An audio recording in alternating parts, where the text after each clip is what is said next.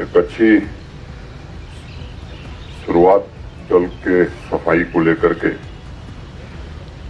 पिछले जैसा अभी बताया गया 1.5-2 वर्षों से चल रही, काफी कुछ सफलता भी मिली है। आप सबके ध्यान में है कि इस वर्ष बजट में डल और नगीन लेक के डेवलपमेंट और कंजर्वेशन के लिए 373 करोड़ रुपए का प्राविधान किया गया है। प्राविधान बजट में पहले भी था, लेकिन इस तरह की जन भागीदारी मैं समझता हूं कि पहले नहीं थी। जो एक नई पहल श्रीनगर के निवासियों ने या पर्यावरण प्रेमियों ने प्रशासन के साथ मिलकर के प्रारंभ किया है और ये अभियान सफल हो, ये इसमें बहुत सारे लोगों का योगदान भी है। जब गत वर्ष डीवीडिंग का अभियान शुरू हुआ था तो मैं कह सकता हूं कि काफी हद तक वो सफल रहा है। एक दिन मैं जम्मू में था, मुझे किसी ने श्रीनगर से फोन किया और एक बात कही कि साहब पहली बार डल स्वच्छ दिख रही। तो सामान्य आदमी जब ये बात कहता है तो मुझे लगता है कि उसका ही महत्व होता है। पिछले 1.5-2 वर्षों में मुझे लगता है कि यहाँ की आवाम ने भी एक संकल्प लिया है और प्रशासन ने भी कि डल जो यहाँ की सांस्कृतिक और ऐतिहासिक धरोहर है, पूरे दुनिया के लोग जिसे देखना चाहते हैं उसको स्वच्छ बनाया जाए। और अब सामान्य नागरिक ये महसूस कर रहा है कि पहले से डल काफ़ी स्वच्छ हो गई है।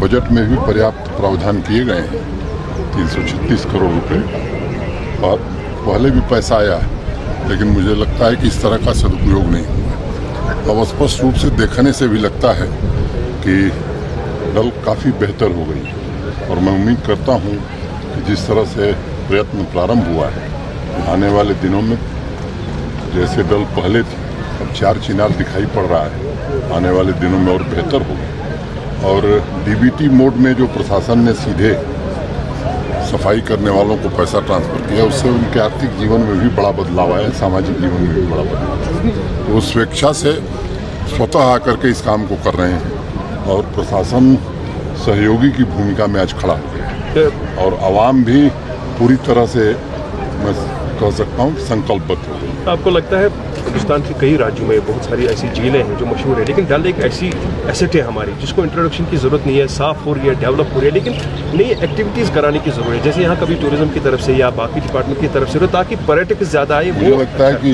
एक्टिविटीज़ बहुत हो रही हैं और एक दिन में 3500 शिकारे घूम रहे हैं। मैं समझता हूँ कि इससे बड़ी एक्टिविटी कुछ हो नहीं सकती। रोज़ जो शो होता है एवरेज 400-500 लोग रोज आ रहे हैं और आप सब पुराने लोग हैं, हम लोग तो 1.5 साल से यहाँ हैं। कितनी फ्लाइट पहले चलती थी और अब कितनी वृद्धि हो गई है और श्रीनगर आने के लिए टिकट प्राप्त करना 2-3 दिन में किसी के लिए मुश्किल हो रहा है। साथ में होटल में जगह नहीं मिल रही है, तो आज हम सब लोग विचार ये कर रहे हैं कि नए होटल जल्दी से जल्दी जामें। तो मैं समझता हूँ कि ये गोल्डन पीरियड जम्मू कश्मीर का है जिसमें सारे रिकॉर्ड टूट गए हैं। 15-20 साल के 80 लाख से ज़्यादा टूरिस्ट पिछले कुछ महीनों में आए हैं। मैं समझता हूँ इससे निश्चित रूप से प्रॉस्पेरिटी भी आई है, शांति स्थापित करने में भी लोगों को मदद मिल रही है।